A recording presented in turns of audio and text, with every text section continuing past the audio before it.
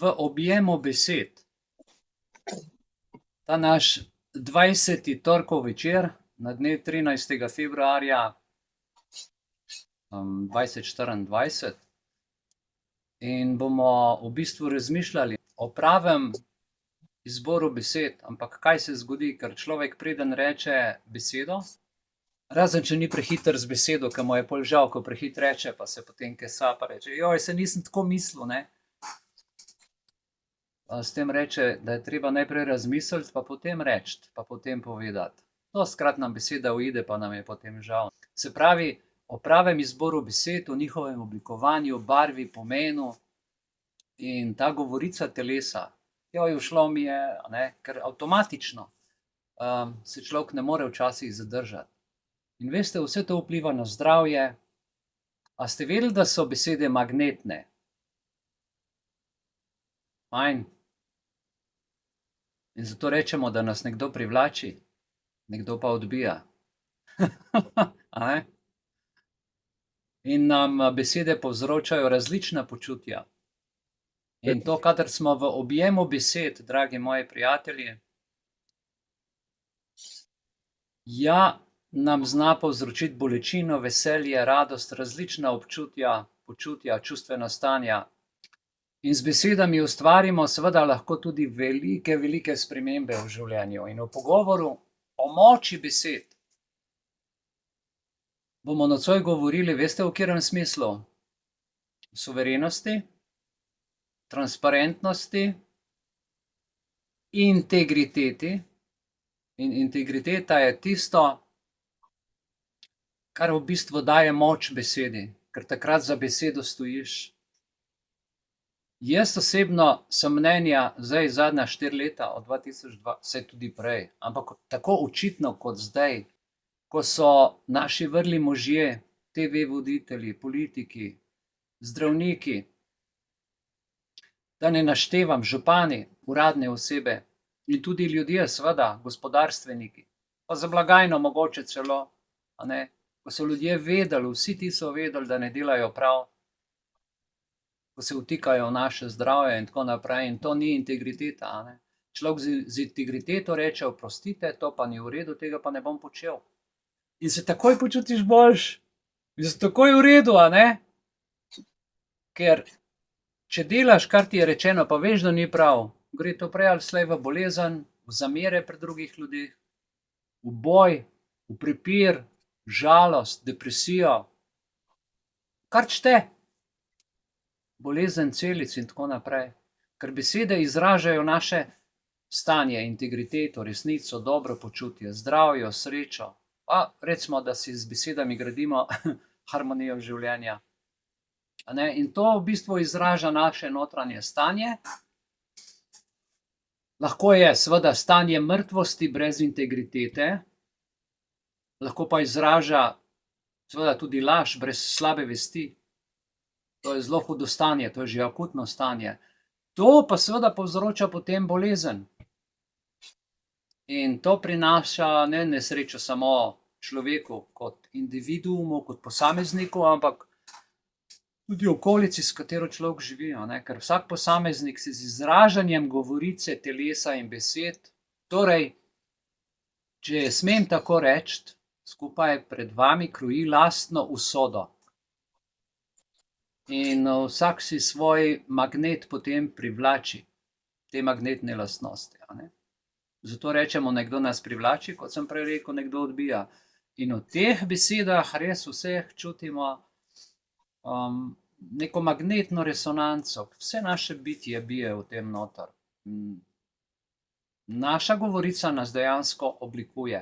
Če ne stojimo za besedami, ki so posledica našega govora, in pa seveda govorice telesa. Govorica telesa vpliva na to, kako nas drugi vidijo, doživljajo, pa to je vse podzavestno. Ampak veste, bomo nocoj videli, imam za vas eno krasno prezentacijo, kako se z vajo pravzaprav da sebe tudi delno urediti, spraviti v neko fino stanje, da lahko veliko več v življenju dosežemo, ne glede na to, karkoli je. Seveda, če smo pripravljeni na nek pogovor, neko konverzacijo, na neko srečanje, če nas dobijo nepripravljene, je pa pač stvar izkušenj. Za izboljšanje in uspeh v življenju je treba torej tudi nekaj delati, nekaj narediti. In nocoj nam bo socialna psihologinja povedala, da pozna moči, pazite, moči drže telesa, ki ti da moč, ki ti da energijo, ki jo drugi zaznajo. Samozavestna drža tudi takrat, ko se človek ne počuti adekvatno temu. In taka drža seveda odžene negativen počutek in vlije to novo energijo, pozitivnega, dobrega, dobrohotnega, če hočete, ali pa ljubečega, odvisno od namena pogovora in srečanja, občutkov. In so potem v takem primeru seveda možnosti za naš uspeh v pogovoru, pa naj si bo to poslovni pogovor, prijateljstvo, karkoli že, ali pa nocojšnje srečanje, je za uspeh seveda veliko večja možnost kot ne. Kaj je torej tisto, kar nas lahko pripelje do uspeha z govorico telesa, ki je primarna, ker iz govorice telesa šele so potem besede prišle. Recimo, katere so tiste geste, ki se pojavijo, preden sploh karkoli izgovorimo? O tem bomo nocoj imeli 20-minutno video predstavitev, bi pa seveda vas prosil za razumevanje pri filmu, ko bomo govorili o magnetizmu, ki si ga bomo najprej pogledali, o integriteti in o tem. Se pravi, primerjava med integriteto in suverenostjo. Film je zelo, zelo star. Mislim, da je prav, preden karkoli pogledamo od obeh teh predstavitev, da, če mi dovolite, seveda, če ste za to, da bi jaz tukaj naredil primerjavo med integriteto in suverenostjo in magnetnostjo besed. Se strinjate? Bi bilo v redu? Ok, potem pa kar gremo, ne? Glejte, suverenost in magnetnost sta dve ključni entiteti. In sta ključni za naše mirno in srečno življenje. Seveda v normalnih pogovorih tega ni zaznati, ni slišati, veliko se ljudje o tem ne pogovarjajo, čeravno se čutimo, ampak na nekih nivojih univerzitetnih, recimo, se pojavlja v razpravah o osebni etiki, v razpravah o vladanju in ne boste verjeli, celo v mednarodnih odnosih. Ker se to v mednarodnih odnosih seveda najbolj občuti, zdaj je ta svetovni vrh vlad, ne? Ti ljudje, veste, so na nekih nivojih, pozicijah, kjer vse to znanje dobijo, zaradi tega, ker se borijo za svoj primat, za nadzor nad nami in seveda to morajo te naravne zakone, ta magnetizem besed, sporočil definitivno poznati. In to so skrita znanja in Manly P. Hall, on je zelo, zelo vpliven človek, 33. stopnja v masonih, to so skrita znanja. In danes nocoj boste priča njegovemu osebnemu predavanju, kako je te stvari pojasnil, kako je pomembna integriteta in kadar se integriteta zgubi, se zgubi tudi zdravje, odnosi, lahko pa cela nacija. Sam če pogledate, dobro, gremo nazaj v nacistično Nemčijo, poglejte, tam so zgubili integriteto, cel narod je bil v vojni. Moramo se zelo, zelo paziti. In če vsaj 5% naroda ostane izobraženega, zaveščenega in da se zaveda tega, kar bomo nocoj govorili, se to ne more zgoditi, zaradi tega, ker so frekvence, ker je magnetizem tako moč, ker to je ta nevidna energija, ki zajame tudi ostalo populacijo v odnosih. Predlagam, da malo povemo o vsakem od teh principov, od teh mejnih, to so prav taki mejni koncepti. Integriteta se nanaša na kakovost in poštenost močnih moralnih načel. In v dejanjih, ki jih naredim, se vidi, ali naredim to, kar sem rekel, oziroma govorim to, kar tudi delam. To je tako imenovanje spoštovanje, upoštevanje etičnih standardov. Enkrat smo že govorili, kakšna je razlika med etiko in moralo. Čisto samo v dveh besedah. Morala izhaja iz moram tako narediti, ker tako čutim, ker je tako prav, moram in prihaja iz mene. Medtem ko dejanja na zunaj so pa pač zunanja pravila, ki se jih moram držati zaradi vseh fizičnih zakonov. Ker če prekršim to, seveda najprej škodujem sebi in kompletni okolici. V osebnem kontekstu integriteta pomeni biti, če povzamem, resnicoljuben, zanesljiv, pa zaupanja vreden. Če gremo malo globlje v organizacijske in družbene kontekste integritete, pa lahko pomeni transparentnost, odgovornost in etično ravnanje. In če pozorno poslušate politike, to so v bistvu njihove naučene besede, gledajte. Transparenten pregled. Ja, mi smo odgovorno ravnali, etično smo ravnali, moralno smo ravnali. Ampak ni res, ko je prišla noč, so delali pa vse prej kot tisto, kar so pod dnev govorili. In tukaj je težka destrukcija družbe, kjer se v rušenju suverenosti kaže, ker suverenost je pravzaprav najvišja oblast v določenem ozemlju ali pa če vzamemo pristojnosti. Saj veste, pristojnemu sodišču bomo poslali in tisto sodišče na tistem ozemlju, kjer živimo skupaj, pač pristojno za prebivalce na ozemlju in drugo sodišče se ne sme vtikati. Recimo, jaz sem imel tukaj osebni problem, ko so prišli policisti in so preiskali ta prostor, so se kar sodni nalog iz Novega mesta, ki sploh nima pristojnosti tukaj. To se pravi, da je bila integriteta totalno porušena, nespoštovanje tega ljubljanskega sodišča, ki je pristojno za to. In veste, kako bi mogli narediti? Notico bi moglo novomeško sodišče sem poslati, ampak seveda, ker to sodišče tukaj ni imelo razloga, tega ne bi naredili, so naredili preko ovinka, itak je bilo pa v covidu vse mimo zakona. Včeraj sem malo brskal po internetu in sem bral stare članke 2020, 21, 22, kaj so mediji pisali o Belisu, o društvu Belisu, o Mihajlu Belisu in se prav vidi, kako so čustveno nizkotne udarce dajali. Ker niso imeli nobenega zakona, niso navajali. Ko smo imeli, veste, naše listine, članske izkaznice, potem tele obešenke, s katerimi smo se izkazovali, akreditacije društva. In to jim je šlo tako na živce, da niso znali tega ovrčiti, ampak so ad homini žalili, poniževali takšne izraze, ki sem jih, mislim zdaj, ki gremo ta izobraževanja skozi, ko se ozaveščamo, ko se učimo. Verjemite mi, kako sem jaz vesel, ko v bistvu pripravljam te stvari, koliko novih stvari se naučim, kaj vse odkrijem. In to je potem suverenost znanja. Človek potem vidi, zagleda, se zna braniti in uporabiti. In zdaj, ko govorimo seveda tudi o zemeljski pristojnosti, lahko rečemo družinska suverenost, osebna suverenost, sosedska suverenost. Vse imate tudi henge, genge, benge, si kar ulico lastijo. Recimo pri nas v Trnovem si je policija kar ulico prilastila, pa so napisali parkirano samo za prebivalce. Na javni ulici so napisali dovoljeno samo za stanovalce. Na ulici. Pazite, ni bil parking, ulica. So si jo kar rezervirali. In to seveda ni v redu, ker gre za pravico in moč vladanja. Brez vmešavanja zunanjih virov. Temu rečemo potem suverenost. Ampak pri suverenosti je treba paziti, kaj je suvereno in kaj ni suvereno. Kaj si lahko lastim in česar ne.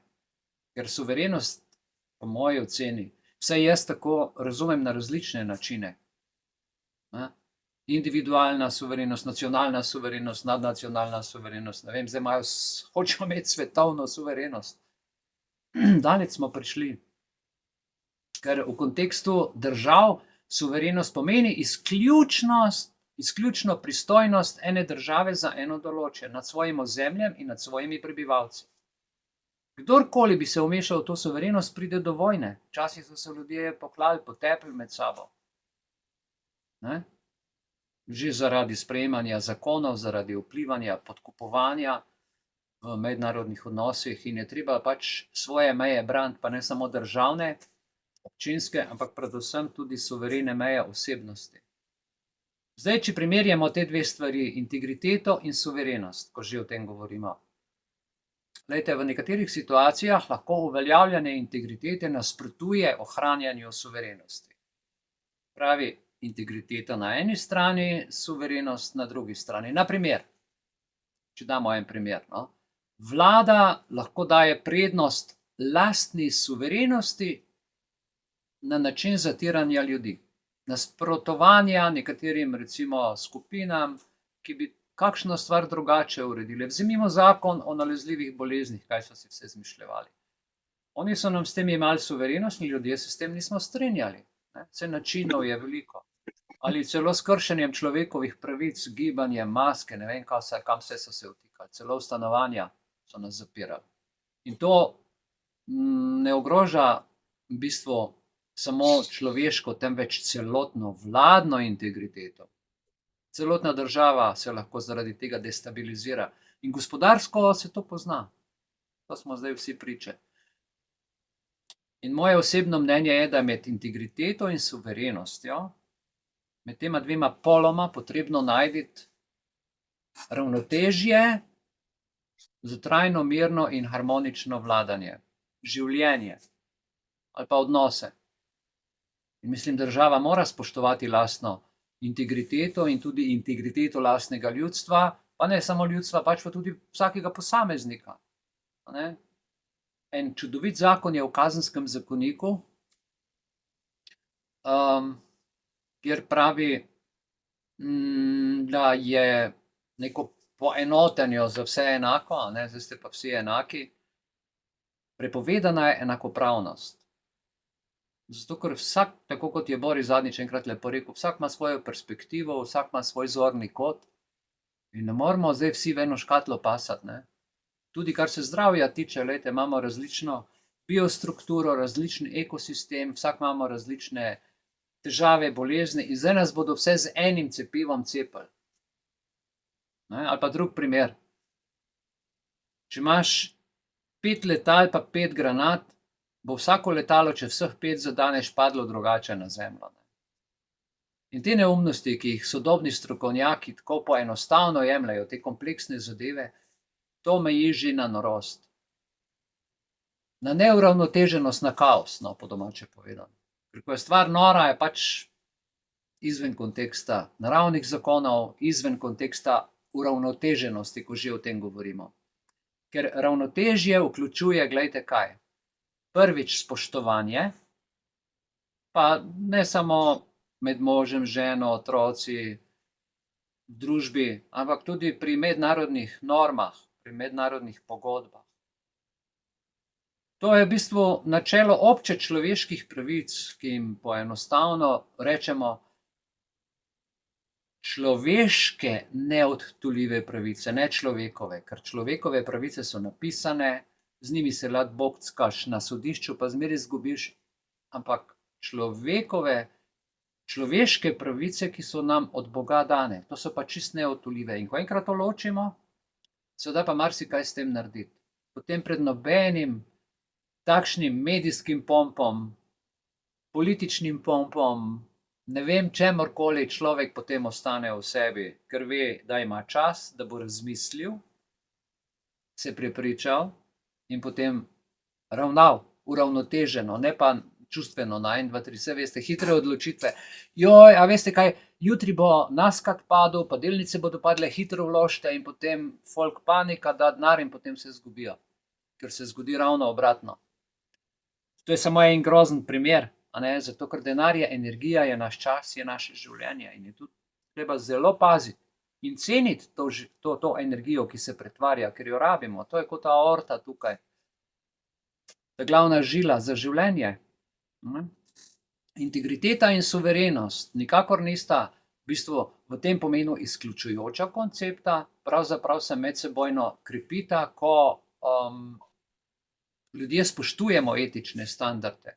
To se povečuje potem suverenost lastnega naroda, suverenost društva recimo, ali pa odnosi med člani in tako naprej, posameznikov, meddržavno, kakor čete, ker transparentno in odgovorno obnašanje, pa rečemo tudi vladanje, krepi verodostojnost države, okrepi mednarodni ugled in s tem lastno suverenost, ne samo naroda, ampak celotnih pokrajin, občin in nenazadnje tudi ponosnih posameznikov, ki lahko rečejo, naši politiki se pa res držijo to, kar so nam predvolilnih obljubah obljubili. Res imajo integriteto in zdaj se držijo tega, kar so nam rekli. Za kar smo jih volili, za kar smo dali našo besedo in smo zastavili naš glas. V globalnem svetu pa sploh se to vidi. Ker države morajo na nek način, bom rekel jaz, nujno sodelovati. Predvsem v tem smislu suverenosti. In vse gre skozi besedo, skozi objem besed.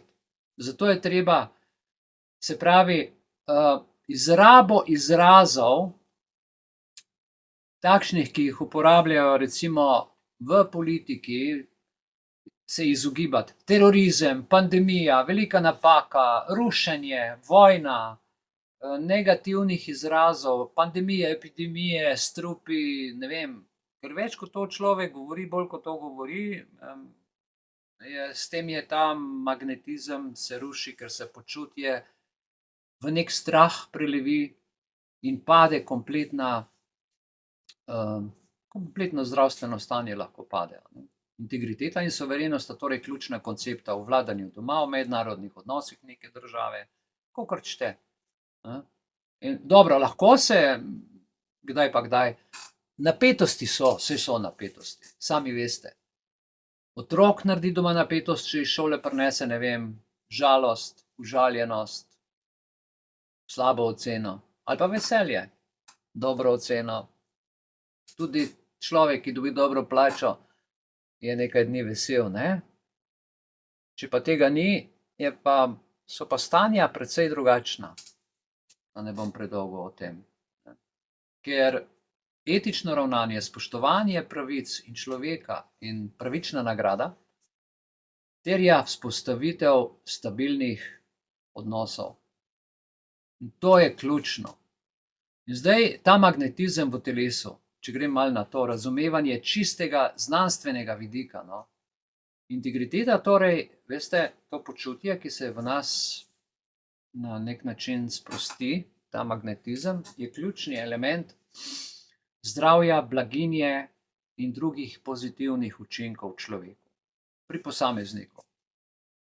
In tudi zdaj sodobna znanost seveda to zelo dobro izkorišča, včasih se je o tem govorilo, zdaj, ko je šla tehnika naprej, računalniki, kvantni računalniki, se da pa to tudi videti. In raziskujejo ta subtilni vidik, kot je magnetizem in njegov potencialni vpliv na te naše telesne procese. In ta nocojšnji pogovor zdaj se osredotoča ne samo na teološko, filozofsko, etično, moralno razpravo o tem, kar zdaj govorimo, povezavo med integriteto in dobrim počutjem v telesu, kako nekaj narediš prav in se fajn počutiš, in seveda v tem povzroča magnetizem, pri čemer bomo pogledali obstoj vsega tega, raziskave v kratkem filmu in kakšen je pomen za naše razumevanje, za moje osebno razumevanje zdravja in vitalnosti, ker magnetizem je v telesu. Dolgo raziskovan in zelo zanemarjen fenomen. Ampak pazite, namerno zanemarjen fenomen zaradi tega, ker vse veste, ko pride direktiva od Ministrstva za zdravje, kar se bo v šolah učilo, se uči to. Ne uči se pa ne o financah, ne o politiki, ne o ustavi, ne o zdravju, zaradi tega, ker to bodo potem, ko ti otroci zrastejo, za to poskrbele druge ustanove, in za kar bo treba seveda plačati. In tako smo vse življenje neki, bom rekel, odvisniki od supermarketov, od zdravstvenih ustanov, od občine, od države. Šolski sistem je narejen točno tako, da te naredi odvisnega od države. In tu je treba prekiniti to stvar. Namesto, da bi nas vzgajali v dobre državljane, nas vzgajajo v odvisnike od države. In vse gre za zanemarjanje tega elektromagnetizma, avtizma, tega zdravega odnosa in ljudje zgubljajo, otroci predvsem, poglejte, vsak telefon buli v tablico, se nima več stika s sabo, sploh ne ve, je samo še stroj, In to povezovanje, gledajte, z bioenergetskimi polji, danes številne študije kažejo, da človeško telo seveda oddaja avro, elektromagnetno polje in tukaj srce, dragi moji, možgani in drugi vitalni organi. Ta polja so izmerljiva in se razlikujejo med sabo pri vsakem posamezniku. In se spreminjajo ta polja na posameznikovo misel, izgovorjeno besedo, čustveno stanje, počutje, s tem, kje je, kako živi. Vse skupaj pa je odvisno od integritete življenja, ki ga posameznik živi. A veste, kaj je tudi integriteta? Da nekoga poslušate in greste informacijo preveriti, ker če nekomu verjamete, potem sami v sebi tudi nimate integritete. Zakaj? Zato, ker integriteta življenja zahteva v telesu celovitost, stabilnost, pravilno in neprizadeto delovanje v besedah, dejanjih in potem tudi celotno telo tako deluje. Vsi organi potem skladno, harmonično delujejo. Gre za harmonično delovanje čustev, misli, počutja, organov, tkiv in, če želite, celic, ki omogočajo telesu, da učinkovito prilagajajo te, bom rekel, notranje in zunanje spremembe. Nekateri se najbolj bojimo sprememb. Recimo, meni je najbolj grozno življenje v mojem življenju, jaz vam bom povedal eno štorijo. Leta 1975 sem prišel v samostan. In sicer v Kamniku, Šlandrova 2, center Kamnika, čudovito mesto, majhno.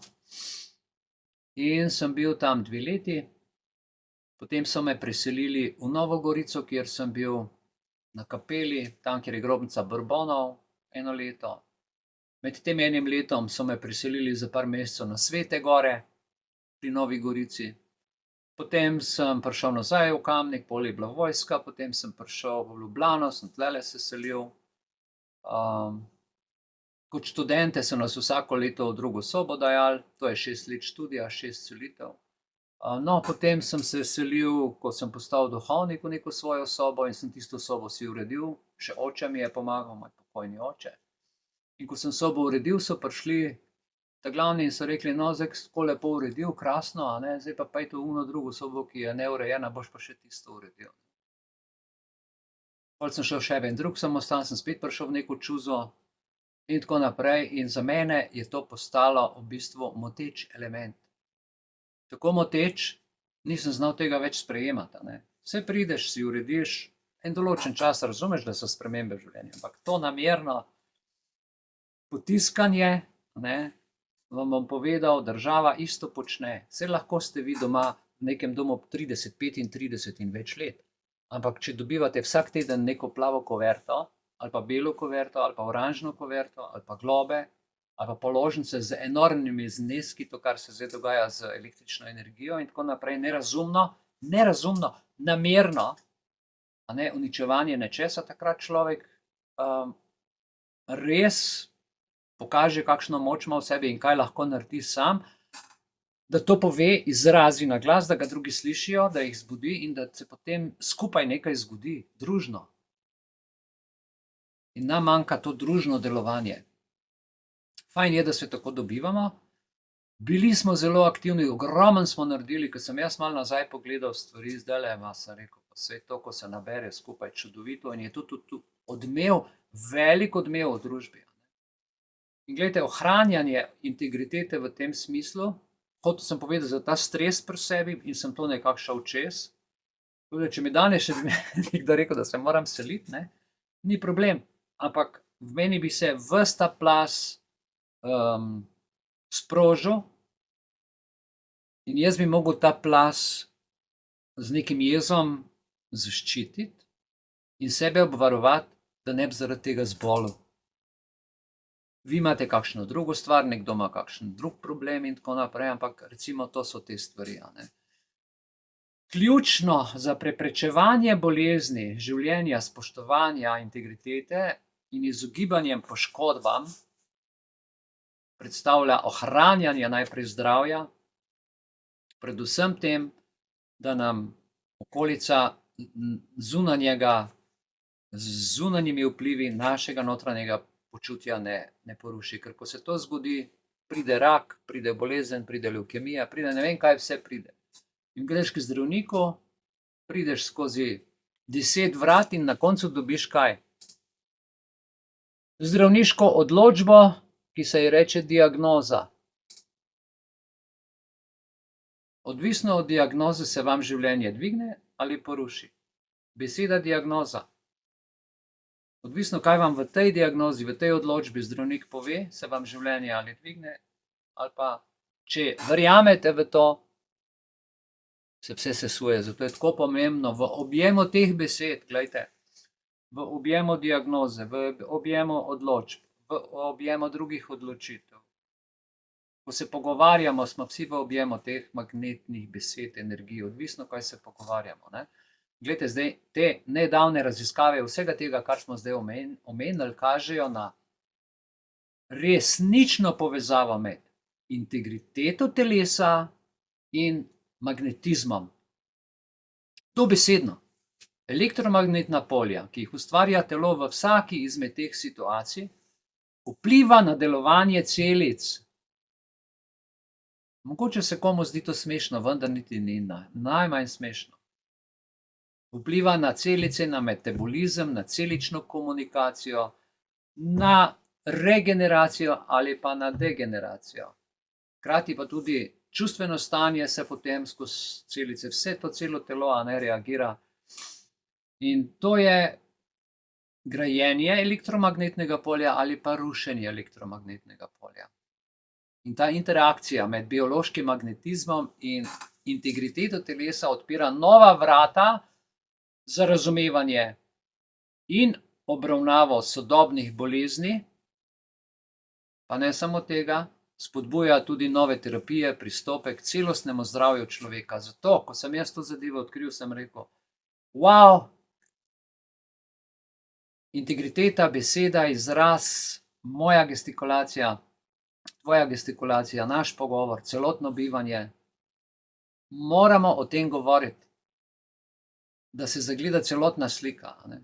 Da ni samo posamezen segment. Magnet, aha, magnetizem. Moje oko, aha, ok. Moj nos. Ne, kompletno stvar je treba gledati. Organi, vsi naši v telesu, imajo pomembne posledice, mislim, in za celotno zdravstveno oskrbo, ampak zdravniki o tem, verjemite mi, zelo malo vedo.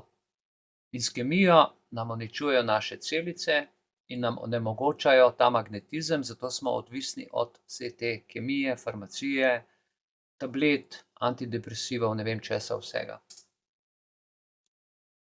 Če je kdo med vami zdravstven delavec, naj mi pove, ali se to v medicini o tem govori, ali se to upošteva, ali se ne upošteva, ker gre tukaj za najbolj subtilne, vitalne vidike življenja in zdravja, ker igrajo ključno vlogo pri preprečevanju bolezni in ohranjanju zdravja. Raziskovanje, razvoj terapij, to je danes vse šlo naprej, vse to je skrito pred nami. Zato prelom integritete, prelom besede, ki jo nekomu daš, ali skupnosti, ali narodu, ali nacije, pomeni izkrivljanje počutja. Izkrivljeno počutje dalje vpliva na magnetizem, poslabša negativne, poslabšanje počutja in ta negativen magnetizem pa se odraža v kompletnem odnosu, poslabšanem čustvenem počutju, slabši komunikaciji, celičnega nivoja in potem se to odraža seveda tudi na obnašanju človeka. In to neizmerno slabša komunikacijo, ker je človek besen, žalosten, jezen, nekoga bi ne vem kaj, ne? Začne se pa na celičnem nivoju. Tako da integriteta telesa v povezavi z magnetizmom je tako kompleksno področje, in medsebojno neločljivo povezano in ima pomembne posledice za zdravje in blaginjo posameznika, cele družine in tudi celotnega naroda. Ker srečen človek, Društvo za srečno življenje, delamo na tem, srečen človek je človek, ki živi lastno naravno integriteto in dobro, kako se ta integriteta odraža v zdravem magnetnem polju celic v njegovem telesu, tehnično, znanstveno povedano, brez filozofije, brez nakladanja, zdaj bomo pa srečni, bomo molili, bomo naredili to, bomo ono, tretje. Vse to pomaga, ampak najprej je treba vedeti, od kje to izhaja in na kaj vpliva. Dobre besede, dobro počutje, slabe besede, slabo počutje. Razumevanje integritete in magnetizma je nujna, ta nujna mednjuna povezava pa zahteva res tudi nekaj znanja interdisciplinarnega, ki združuje znanje, recimo biologije, medicine in pa drugih znanosti, ki jih niti ne znam še našteti. In to je to, da spoštujemo življenje, zakone, moralo, etiko, druge zakone, da se to ne krši in da ostane človek srečen in sreča je najboljša pot do zdravja. In to pa je kompatibilno. Sreča, zdravje, zdravje, sreča. Ker tukaj noter ni prizadetosti, ni drugih psiholoških manipulacij, ker jih ni treba zaradi integritete in zato je nujno, recimo, da ostanemo telesno, duševno in duhovno zdravi in srečni. V objemu besed, vse kreiramo z besedami. To je nocojšnja tematika, ki jo bomo z različnih vidikov še malo pogledali. Ker magnetno polje sreče je pa, veste, po naravi nalezljivo. Če mi verjamete ali pa ne. Predstavljajte si človeka, ki se smeje v dvorani polni ljudi. Tak smeh je nalezljiv. Potem vsi v dvorani nasmejejo in vsi so dobre volje. Je pa obratno, nasprotno, človek v dvorani, ki izraža jezo, bes, negativne besede, destruktivno vzdušje, se pa to isto vzdušje po vsej dvorani tudi tako širi. S tem se ruši sreča, zadovoljstvo in dobro počutje. In psihopati danes zelo dobro izkoriščajo to dvorano, ki ji rečemo sodobni mediji, pridejo celo k nam v dnevno sobo in nam rušijo integriteto, dobro magnetno polje, srečo in zdravje. Ker, glejte, posledično slabim počutjem se prekine magnetno polje znotraj telesa, pri celicah se začne in ta energija povzroča slabo počutje. Slabo počutje pa potem, to je potem kot domina efekt. Da ne bom predolg, bi povedal samo to, da to znanje sega stari Egipt, so dobro poznali, Grki so to odlično poznali, predvsem za zdravljenje. Pitagora je to dobro razumel, ki je o tej temi dal tudi veliko informacij, ampak žal ne pridejo do nas, razen po nekih specialnih kanalih. Arabci, Kitajci to dobro poznajo. Tako da magnetizem temelji na dejstvu, kar imenujemo prazen zrak, sploh ni prazno, ampak je materija zase. Zdaj nam hočejo še zrak vzeti z maskami, da boste razumeli, ker skozi zrak gre magnetno polje, energije. Ta energija pa izvira iz sonca in jo prenaša atmosfera. V človeškem telesu ima vsak človek magnetno polje energije, ki ga da fizično telo in potem zrak, in to gre vse v harmonijo. Tudi to, kar jaz govorim nocoj, moja vibracija, moj zvok se prenaša do mikrofona, elektromagnetno polje pride v mikrofon in do vas. In ključnega pomena, recimo za naše preživetje posameznika, če je poškodovan, če ima telesne okvare, kako se jih je pa naredil? Z razuzdanim življenjem, negativnih stališčem, recimo uživanje alkohola, narkotikov, da ne govorim mamil in tako naprej. In magnetno polje ne pokriva le fizičnega telesa, temveč tudi izločevalne in črevesne stene. Vsaka celica. Lahko bi ne vem, kaj naredil, in histerija, ki jo mnogi vzganjajo, jeza, bes, gre tle potem v ta pleksus, človeku postane slabo in posameznik ne okuži samo sebe, nikoli pa popolnoma brez sebe, ker mora biti to v bistvu vse v harmoniji. Ne sme biti samemu sebi nesreča ali pa samemu sebi sreča, ker smo vsi na tem planetu. Ne? Recimo, glejte, v filozofiji usmrtitve, govorimo o smrti, je bila alkimija, transmutacija različnih faz življenja, transformacija energij. Ki grejo iz življenja v smrt, v mirovanje, v različne oblike. In te energije so v bistvu vedno enake magnetizmu. Spoznanje pa, da ima vse svoje vrednosti, pozitivno, negativno, je ključnega pomena, saj vse, kar počnemo in vidimo, dejansko vpliva na naše počutje in naše magnetno polje. Tudi prehrana, da ne govorimo o prehrani, o izdelkih, ponarejeni ali strupeni elementi, ki povzročajo in poškodujejo naše magnetno polje. Najhujši pa so zakoni v parlamentu, v objemu besed, ki to dovoljujejo. Zakoni, ki takšne zlorabe dovoljujejo, so samo besede, ampak potem mi to na fizičnem in duhovnem, duševnem, čustvenem telesu občutimo. Tako da, lejte, filozofije, vlade, religije, določeni ljudje to zelo dobro poznajo.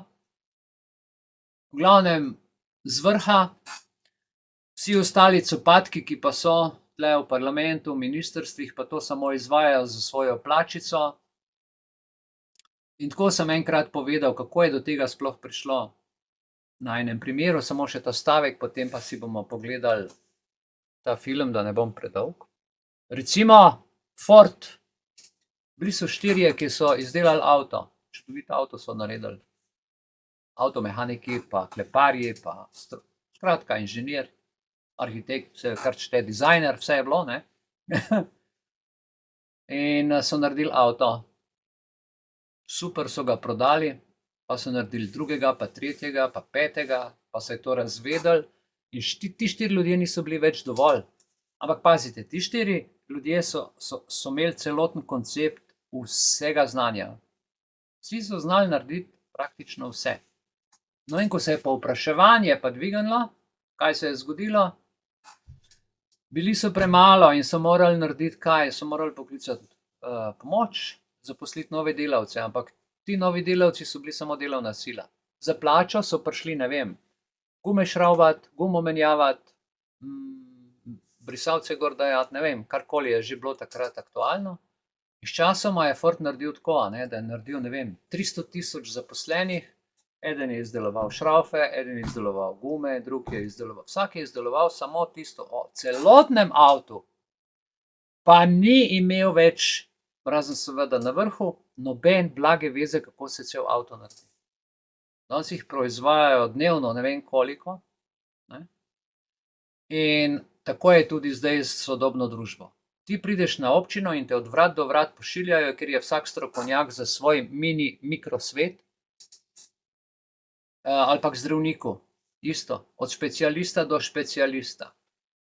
Zato, da mene kot avto popravi, ne vem, da mi šipe obriše, da se mi več ne rosijo, da mi oči popravi, da mi mašino naštela, da mi gume napumpa. Jaz moram za vsako stvar iti k drugemu strokovnjaku. In tukaj je danes ta velik problem kaotičnosti, ker nismo več celostni. Ta primer nekako naj vam bo za en tak razumevanje, zakaj je danes v družbi tako. In tudi, če vzamete izobrazbo in naše otroke, vsak učitelj je pač za nekaj. A vi veste, kakšna krivica se našim otrokom godi? Učitelj pride v šolo in dobi mesečno plačo za tisto, kar uči. Recimo na predmetni stopnji. Ne vem, kemijo, biologijo, whatever, ne? Slovenščino, matematiko. In ta bogi otrok, se pravi, greš na predmetno stopnjo, mora od vseh teh učiteljev znati vse, ti učitelji pa samo en predmet. No, zdaj si pa to obremenitev predstavljate in vsak po svoje podaja stvar. Poleg teh družbenih sprememb, ki so. Doma mama manjka, ki mora v službo iti, oče manjka, ki mora delati, stroški se dvigujejo, te nove naprave. Skratka, to je razkroj družbe in tukaj moramo nekaj narediti. Ne? Zato je integriteta še kako pomembna. Preden bi dal film, vas nekaj vprašam.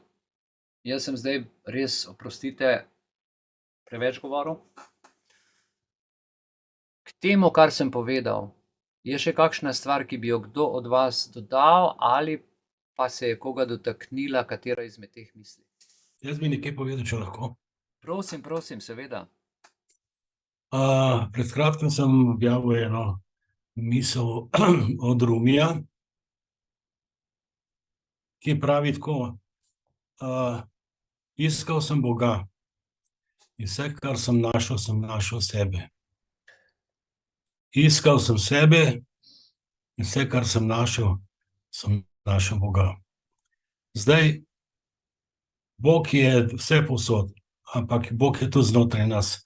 In Bog je ta magnetna sila, o kateri si ti govoril, ki je nekje v našem dušnem srcu,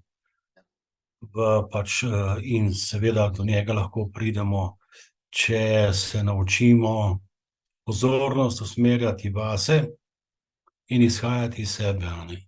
Ja. In to je izredno pomembna stvar, ker če mi znamo govoriti iz duše, iz srca, potem enostavno tudi na nek način lažje vplivamo na okolico, lažje vplivamo na ljudi okoli nas in nam ljudje so tudi so bolj sproščeni in smo dejansko tudi bolj prepričljivi.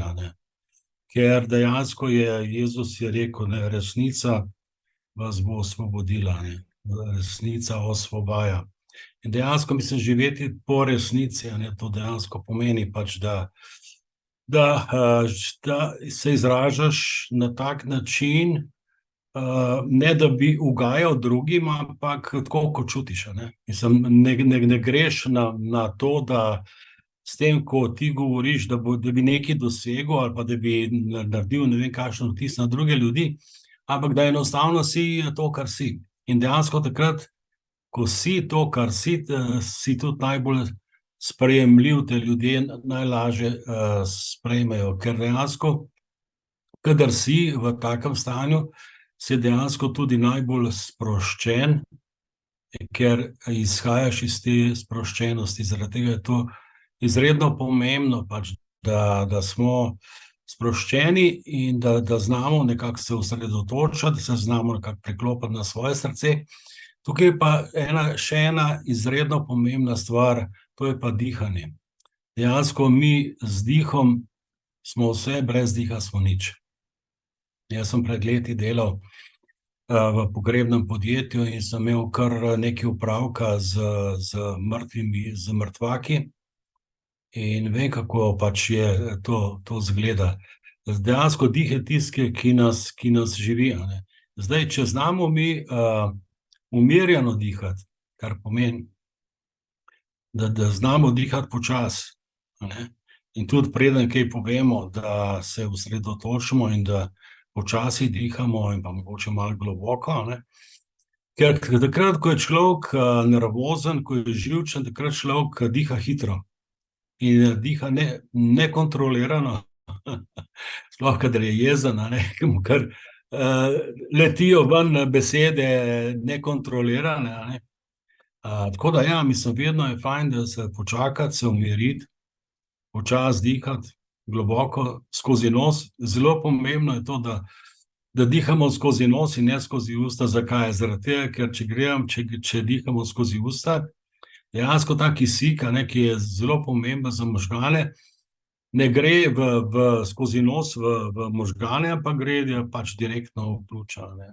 Tako da ja, tukaj je veliko teh vidikov in dejansko vse, kar si ti povedal, pač Vse je magnetizem, Bog je magnetizem. Ne? Bog je največji magnet in brez Boga ne bi bilo nič. A ne?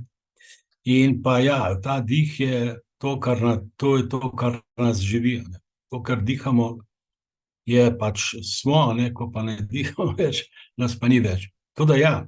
In vsak Stojan, ja, tole čudovito, ja. res hvala. Ne? Saj, če takole pogledaš, Nikola Tesla, koliko je mogel biti povezan. Jaz kar rečem z Bogom, če rečeš, da je Bog magnetizem in če smo eno, ker v končni fazi ta unity je zreduciran, ko greš v globino, v mikrokozmos, prideš do unity, prideš, da je v bistvu ena stvar, vse je eno in smo vsi iz enega smo prišli in v eno se na koncu vračamo. A ne?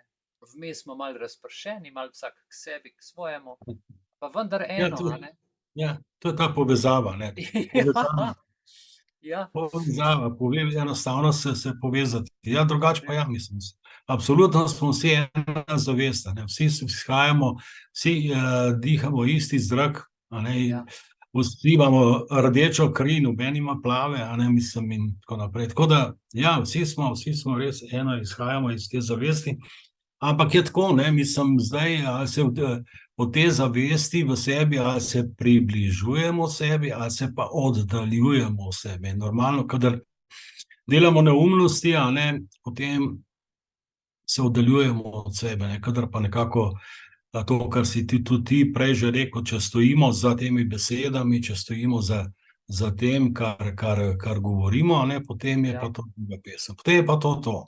A ne, ampak v glavnem je, se pravi, kar se politike tiče, to je umetnost laganja in ti ljudje, ki so tam v tej politiki, a ne, oni so tako daleč od sebe, tako daleč od svojega poslanstva, tako daleč od tega, zakaj so tukaj. Ne? To so eni, ne vem, na zelo nizki stopni zavesti. Žal, mislim, da to so ljudje, ki so na najnižji stopni zavesti. In to vključno s to kabala mafijo Klausa Schwaba in vsemi tistimi World Economic Forum in vsemi temi hlapci kabala mafije, od katerih so tudi na predstavniki naše vlade in ostalih vlad, ne.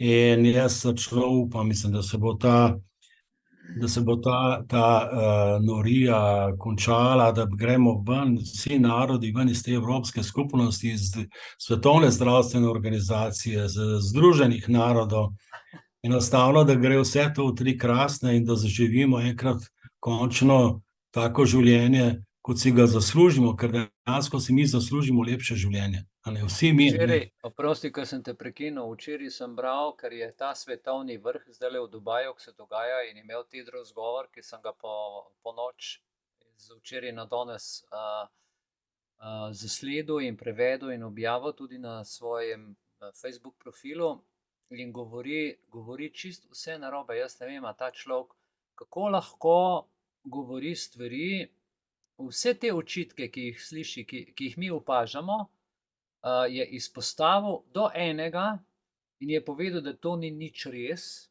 ampak da je res, da on samo dobro želi. Potem greš gledati pa potem IHR, ne, International Health Regulations 2005, ki ima pač, bom rekel, te procese, ki se morajo odvijati v času epidemije, pandemije, pa greš gledati njihovo ustavo in pa pogodbe z državami, ki jih imajo, a ne, kot članicami, in vidiš, da zdaj ta del, ki nastaja, ta novi pogodbeni del, presega pooblastila ustave WHO-ja, presega celoten IHR in presega vse pogodbe, ki jih imajo, ki jih ima WHO z državami članicami. To se pravi, da delajo nek dokument. Kako lahko narediš ti en dokument, ki je nad ustavo? Zdaj pa, ne, in ti ljudje to počnejo, zato to ne more iti skozi.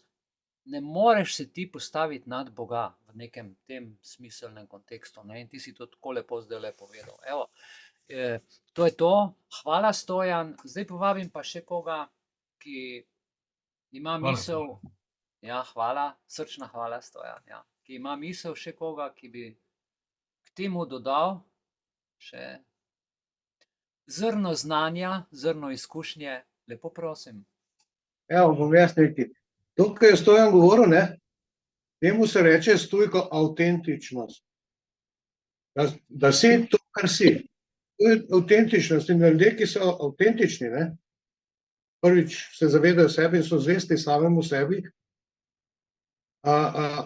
oni ne rabijo teh pogovornih, mislim, bi rekel, teh učenja govora, kaj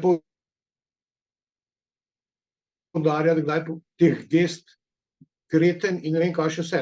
Ker tudi niso suvereni. To rabijo ljudje, ki niso suvereni, to so politiki in podobni prodajalci bučk, ne, ali pa akvitizeri in ne vem kaj še vse, ki se morajo prodajati, ne. Ker niso avtentični, ampak prodajajo nekaj pač prodajajo, vse ni važno kaj, ne. No, tako da, samo to, no, na to, kar je Stojan rekel, da je pač, ja, super, jaz se s tem ful strinjam, kar je povedal. Ja, absolutno.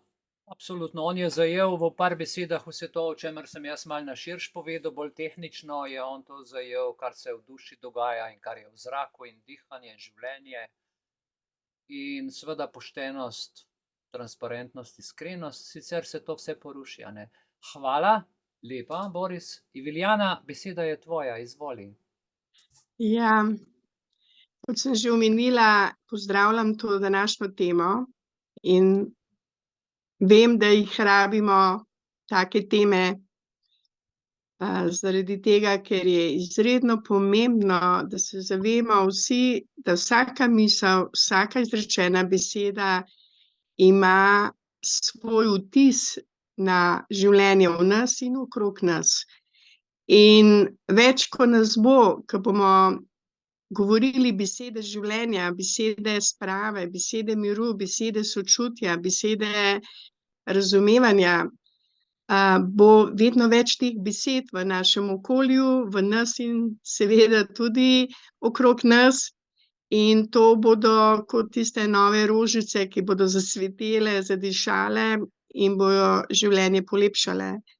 Zato verjamem, da je moč besede veliko bolj odmevna in pomembna, kot si mi v tem trenutku sploh lahko predstavljamo. In ko bo res ta brezpogojna ljubezen, o kateri jaz vedno znova govorim, na prvem mestu v nas in tudi v besedah, ki jih govorimo, se bo to dejansko ta zavest o ljubezni pomnožila in stvari se bodo bistveno spremenile. Toliko od mene. Joj, hvala lepa za to iztočnico. Jaz nikoli nisem razumel besede brezpogojna ljubezen, ne. In zdaj, ki si to izgovorila nocoj, ta trenutek, se mi je pa ena lučka prižgala. In sicer v tem smislu, glejte, ljudje božji, ta izraz ni brez veze. Zakaj? Ne glede na to, kdo te užali, ne glede na to, kaj ti ukradejo, ne glede na to, kaj v življenju pride, kakšen je tvoj partner, kakršen odnos imaš do sebe. Če gledamo iz tega nocojšnjega vidika, iz objema besed, magnetizma in iz tega znanja, lahko rečemo, da je brezpogojna ljubezen tista ljubezen, ki jo ima vsak posameznik do sebe, ki želi ohraniti zdravje. Takrat nikomur več ne postavlja pogoja kakršnega koli. Zakaj? Zaradi tega, ker si s tem pogojuje lastno zdravje in lastno usodo in lastno uničenje. Ali pa lasten oseben napredek. In to je ta brezpogojnost, ki je do danes jaz nisem razumel, zdaj pa sem nekako s tem, ko smo v tem arhonu, v objemu besed, končno sem dojel to stvar, sem mogel zrastiti. Hvala, Iviljana, za to iztočnico. Zato, evo, to je z moje strani. Prosim, še kakšna? Ja, Mihael, evo, da se jaz še malo javim. Dušan. Daj, zdravo, Dušan. Evo, jaz, ko to malo poslušam, malo bolj pozno sem se vključil, ker nisem pravi čas domov prišel, ampak nič hudega. Mi smo ljudje, smo energetska bitja. Ja. In ko imaš ti miren pa oddajaš dobre energetske vibracije in vsak bi se rad s tabo pogovarjal. To se mi je danes zgodilo, nisem mogel nikjer mimo. In jaz pravim, to je dobro, ker tudi mi kot inženirji, ko smo ustvarjalni, smo samo takrat, če imamo mirno In vsaka celica ima svojo vibracijo in mi moramo paziti, da so te vibracije usklajene. To je ok, se strinjam z povedanim. Magnetizem je pa tisti, ki vpliva na nas, ker če si nervozen, celica drugače vibrira. Čisto drugače, ja. In enostavno bodo vsi bežali od tebe. Ja, res je. Ja, res je, ne? A veš, en pogled, en čuden nasmeh, ena gesta je... Ja, pa kakva je lepa beseda, topel pogled, ne, imaš takoj več možnosti. Seveda. Po drugi strani bi pa rekel takrat, ko si govoril o Henryju Fordu pa avtomobilih, recimo to je res, to je nevarnost naše družbe. Mi gremo v smeri idiotov. To pomeni, da poznaš samo ozko področje, ostalega pa nič. In to je slabo. Stalno moraš imeti malo širše obzorje. Jaz to stalno mojim sodelavcem pravim. Bodi odprt do drugih. Enih se dotakne, drugih pa ne. Ja, lej. To imaš tako prav in ko človek do tega spoznanja pride, začne malo raziskovati, a ne? Ja. Veš? Če gledaš, recimo zdaj, če ta COVID vzameš, a ne, to kompleksno zadevo, ki so nam jo ščarali v teh letih, koliko je v bistvu kompleksna zadeva in kako poenostavljeno rečejo, cepi se zaradi svoje babice ali pa zaradi drugih. Ja, žal opazujem svojega kolega, opazujem, se je cepil, zdaj ima probleme, prej imel malo raka na jeziku, tisto je odpravil, zdaj pa smo je preselil na grlo in je že brez glasu in je že drugi mesec na obsevanjih pa kemoterapija. Jaz sem zelo slab občutek za njega. Ja, se zato, ker hodi na kemoterapijo in obsevanje. To je v bistvu biznis, ne? On bi mogel to drugače reševati te stvari. Ja, vse smo rekel, se pa ne posluša. Ja, ne, zaradi tega, ker je to standard, ker to vsi tako delajo in to je ta čredni nagon. Nagon, ja, ok. Čredni nagon, pa greš vsi tako delajo, gremo še mi, vsi v Ljubljanco, grem še jaz, ne. Ja, to je res, ja. Ja, se strinjam. In sem se prav vzel čas, da sem šel do njega, 10 kilometrov z Maribora ven, da se vsaj vidimo, pa da mu rečem, da ga malo bodrim, da ne bo izgubil volje. Ti si po svoji vesti res, glej, storil si, naredil si, kljub temu, da še zmeraj si v fazi okrevanja, ne, si vzel ta čas in si šel reči človeku, ki pa očitno, ampak zdaj nimaš občutka, da tega nisi naredil. In to je ta integriteta, ki tebi zdaj dober občutek, da tudi jaz recimo imam neko spoznanje in se mi zdi ga vredno podeliti med ljudi, ker bi se zelo slabo počutil, da bi eno stvar vedel, skrito zase, in ki bi lahko marsikomu rešilo recimo situacijo. Pa se ni nujno, da poznam človeka. Ko daš enkrat danske, je to možno, na neko tablo, glasno desko, na neko mrežje. Nikoli ne veš, a veš, komu ena beseda ali pa en stavek spremeni pogled in tudi življenje lahko reši. Ja, res je. Res je in pač, ko mislim, pa čutim, da moram nekaj narediti, pač naredim, ne. Ker zamudil sem pri mojih starših, sem to malo zamudil, ampak ni čud. Ker smo se postavljali vsak na svoj breg, ne, ker pa niso samo oni krivi, tudi jaz sem bil trmast po svoje, ne, pač vztrajaš pri svojem, pa bi rekel, da ravno ni tako, generacijska razlika je, ampak spet ne bi smela biti tako velika, ne, da se ne bi želel pogovarjati z drugimi. No, vse to in ta problem je stalno, tudi zdaj je prisoten, ne. Recimo, pač eno drugi problem je, mi smo marsikateri ljudje so nehali poslušati druge. On sploh ne ve, kaj mu govoriš. Ne razume. Ja, točno. Kak pa naj vidi bistvo? Ne vidi. Oprosti, ja, jaz sem nekje v nekih drugih sferah rastel, v duhovniških, ki so bile obravnavanje v tistem času kot nekaj izjemno duhovno visokega, kar danes vidimo, da ni. Je pa nekaj izjemno drugačnega za vodenje ljudi in ljudje, ki so prihajali po nasvete, pa recimo k spovedi, pa na pogovor, a ne. Nas so naučili nekaj, bom pa to povedal, ne. Vsaj toliko široko izobrazbo v času študija življenja in pa izkušenj samostanskega življenja v tej zaprti klimi, v tej atmosferi, ki je masonska, pač na nek način, ne, so nas naučili, da je treba v bistvu človeka potipati, kaj zna.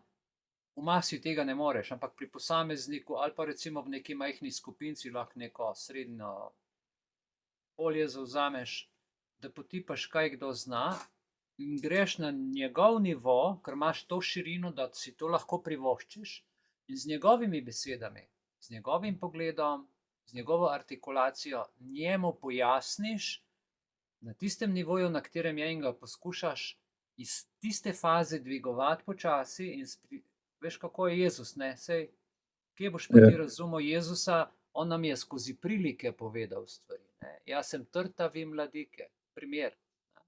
In ljudje, ki so bili vrtnarji in takrat živeli, so to razumeli, ker so bili pač na tem nivoju. Pa imaš potem tudi druge prilike in prigode in zgodbe.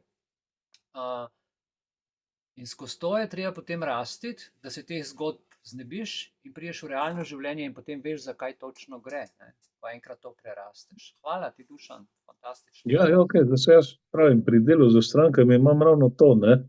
Jaz ga moram najprej oceniti, če sploh lahko sodelujemo, pa kaj namerava.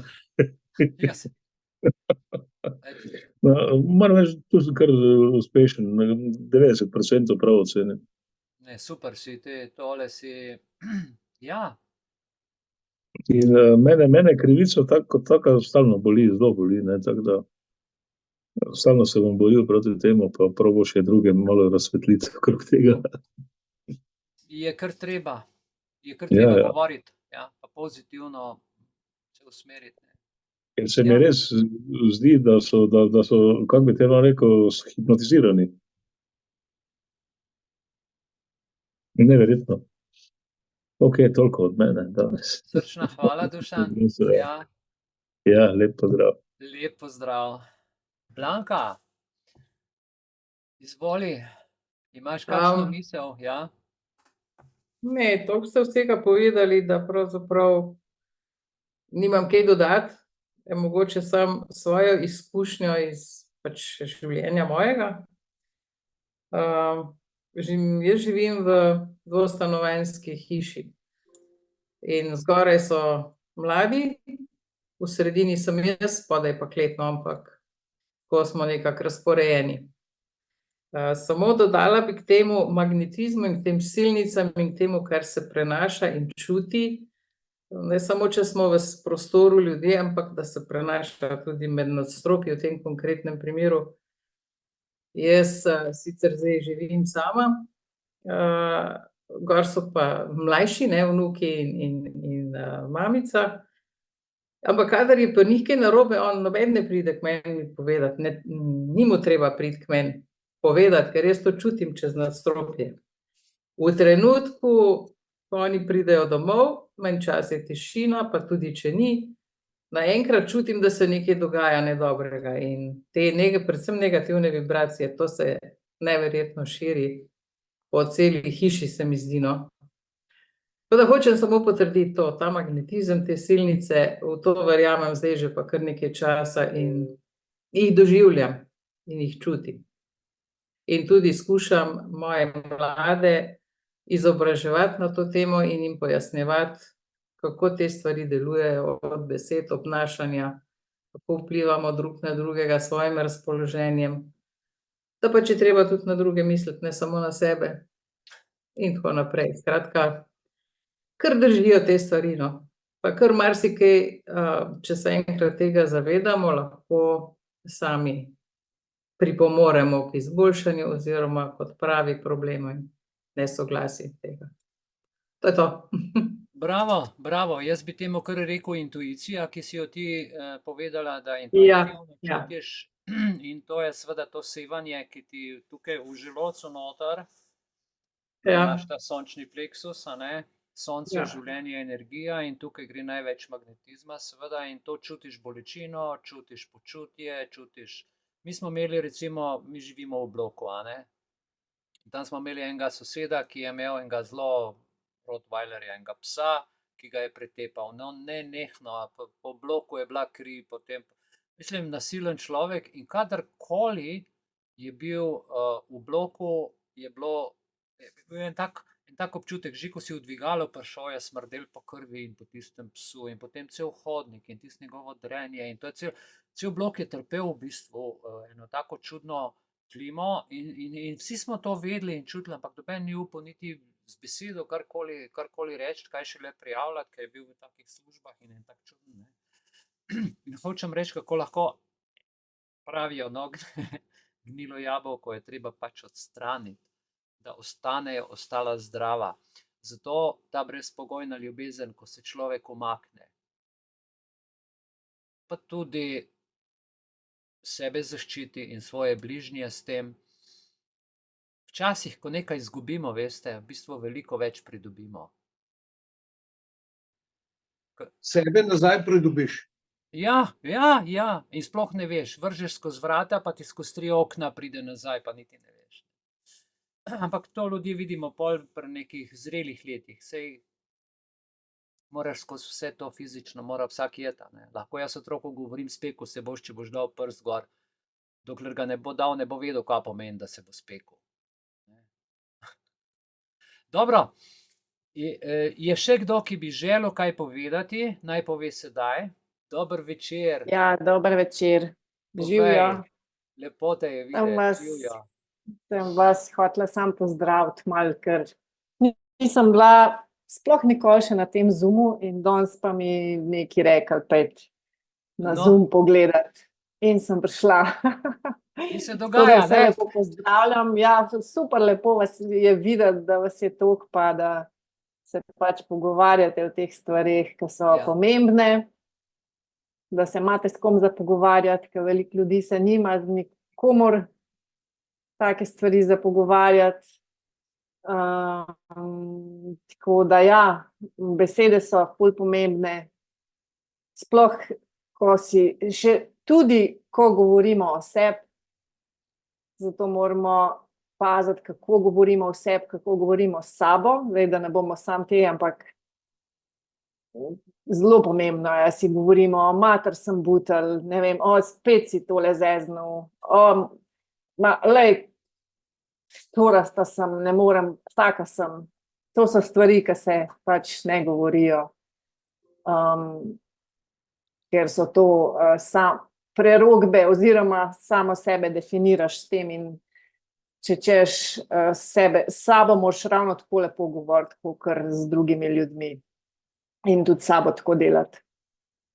Tako da mogoče to mi je Ja, zdaj ti prišlo na ti si, kar pamet, da se bi tega rekla. tiče, ti si strokovnjakinja komunikologije, a ne, pa še česa drugega. A veš, ja, seveda, ne. In se točno Nisem zavedaš. glih. Ja, no, ampak veš, kaj. Ampak ja, veš, kako je. Nisem nek strokovnjak, sem pa človek, ki skozi raziskuje in predvsem poslušam sebe in poslušam druge. In takoj, ko kdo karkoli reče, jaz pač takoj slišam. Jaz takoj slišam, kako se kdo pogovarja. In tudi sebe poslušam, res, probam se poslušati, kaj rečem. In dostikrat še vedno se zgodi, da kdaj kaj rečem tazga, ki pač mi je sam izletel ven, ampak vedno manjkrat, no. Vedno manjkrat. Tako da Super. to se da natrenirati. Ja, To se ja, da no, to bom natrenirati. nocoj, Najprej. ja, to bom nocoj pokazal, ja, ko ženske večkrat naredijo to kot moški, ampak to v drugem filmu, v prvem pa o magnetizmu in o tem, ker je oba sta povezana, eden je bolj v kozmičnem, eden pa bolj v odnosih in v izražanju besed z gestikulacijo in to bo čudovito, čudovito. Sta dva dela, dva filmčka, zdaj le za zaključek. Tako da hvala, Julija, srčna hvala. Če bi kdo želel še pozdraviti, povedati. Prav.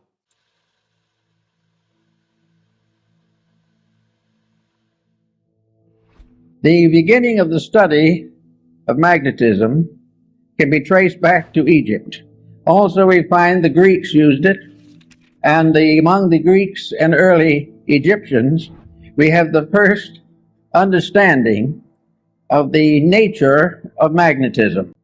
It was used principally in healing. It was well known to Pythagoras, who gave us considerable information on the subject, which was promptly forgotten by everybody else. Then we have little knowledge of it, except through the Arabs. The Chinese were aware of it because of the discovery of the mariner's compass. But for the most part, it was neglected until the 17th century, when it became involved in the story of Rosicrucianism. The alchemists, the Rosicrucians, and the Hermetists all were unfolding phases of magnetic theory. Then we come down a little later and we come upon a curious instrument, Mesmer's magnetic tub. This was a kind of tank in which many people put their feet at the same time and held hands and created a battery out of the water in the tank. Incidentally, the magnetic theory is based upon a very simple fact, namely that what we call empty air is not empty at all. It is the most profoundly used all the elements that we know anything about. We all live within air and have our being, and we know that if air fails, we die. But what we do not realize is that air is not just some oxygen or helium or something of this nature. Air is something in itself. It is a substance of itself. It is a substance so real and so important that it's almost impossible to estimate it. It is a tremendous field of magnetic energy. The atmosphere carries the magnetism of the sun. The study of the magnetic powers of the sun will be more or less clearly understood by the study of the seasons. Winter, summer, spring, and these things have all to do with a magnetic factor in the air. And we think of it only as in trying to explain it as a physical astronomical phenomena, since as the rotation and revolutions of the sun and planets. But each of these planets is a field of magnetic energy. And this energy comes to us through what we call air. One thing we have learned from television is that air transmits. We know, for instance, that we can have all kinds of programs on the air at the same time. And they can come from all directions. And they can overlap and interlap. But each one will remain separately identified as though it was moving in a channel or a circuit of its own. Something went through was vibration. And this vibration in the magnetic field can be divided into an infinite complexity of separate emanations. In other words, if we had 1,000 different channels, they could be differentiated in the magnetic field so that each one would be broadcast correctly and properly for whatever it is. Thus, we realize there's something out there besides air, something besides helium and oxygen, something besides the ordinary factors we take into consideration scientifically. We are in the presence of a mysterious agent, an agent that is part of everything that we are. Now, studying magnetism as it comes into the human body, we discover along with Kilda that each human body is surrounded by an etheric or energy field. This energy field is sometimes referred to as an aura, but it is not the true aura that we think of in metaphysics. This magnetic field is an area of energy. This area of energy forms an egg-like atmospheric sheath around the physical body, usually extending 3 to 5 feet from it in each direction. This energy field is the basis of virtue, because this energy field depends for its reality, its serviceability, and its protecting power to mood, emotion, thought, and the attitudes of the person around which this magnetic field is gathered. In other words, the individual, if they are normal, if mentally, emotionally, and physically, they are keeping the rules, this magnetic field forms a tremendous protection. It is normal, it is healthy, it is constantly able to handle infections and all kinds of difficulties. It will help to heal wounds. It will help to recover the use of functions and organs. And if we are deprived of some part of the body, it will try to compensate for us. As long as the individual takes proper care of his magnetic field, it will serve him. Now, this is a phase of morality that is generally overlooked. It is assumed that these magnetic fields are something you don't pay much attention to. They're there, maybe they'll help a little. But the truth of the matter is that practically the whole survival of the individual depends upon maintaining the integrity of this flow of energy into the magnetic field. This energy comes from the sun. It comes through a mysterious energy tube in the magnetic field. It enters the individual through the crown of the head. It disseminates through the entire body, and it's excreted back again through the lower centers of the body and is recleansed by the solar energy. This is a kind of a little private tank or capsule of life that we are all carrying about with us all the time. Now, the problem of morality in this is very definite. The moment we break rules, we damage that magnetic flow. We have got to keep the laws of nature, and these in turn are the laws of God, or the magnetic field fails. It can fail because of physical intemperances, which reduce its integrity and reduce its power. It can be wasted in riotous living, which is a common cause these days. It can be variously destroyed by moods, by attitudes, by fears, by complexes. It can be destroyed or damaged by alcohol, drugs, narcotics, all kinds of things. But if this field is damaged, it immediately reacts into health. It damages the individual's vitality. It makes him more easily subject to contagions and infections, and it definitely shortens the life expectancy. Now, we think of the magnetic field as surrounding the entire structure of the body, as Kilner shows in his work on the human atmosphere, and Babbitt also in his study of the atom. This, however, is only a phase of it. Each part of the body has a magnetic field. Each unit within the individual has its survival in a unit of energy. And this unit of energy is present in the smallest subdivision of imaginable space. It is in the tiniest atom. There is no such a thing as a dead particle in the universe. Even if it is killed by something, the very disintegrating process is a symbol of life energy. Therefore, we are confronted with the natural problem of realizing that virtue is to keep the law of the energy field. Now, the law of the energy field, just by coincidence, is also the law of integrity. The energy field is what establishes right and wrong. The energy field tells us that to lose our disposition and temper fit is wrong. To use various negative, destructive attitudes is wrong. To compromise the principles of right living is wrong. To think badly, to feel unpleasantly, to be engaged in any action or concept which is contrary to the common good damages the magnetic field and therefore is wrong. Selfishness injures that field. Every vice we know, the breaking of any of the 10 commandments and a number of other rules results in damage to that field.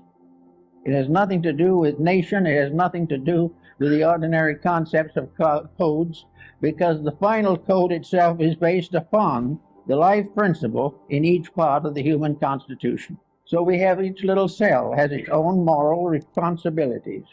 The stomach has its own magnetic field. The stomach is not simply an organ. It is an organism. It is a living thing within the human body. The same is true of the heart, the brain, the glandular structure, all the organs, the intestines, all the motor system, the nervous system, the endocrine system. These are all entities. They are entities of magnetic unities. They are part of living organisms that are cooperating together for the common good. To abuse one is to damage all. To neglect one is to neglect all. Each of these organs has its own field in the body, and all these fields together constitute the grand magnetic field that surrounds the complete person.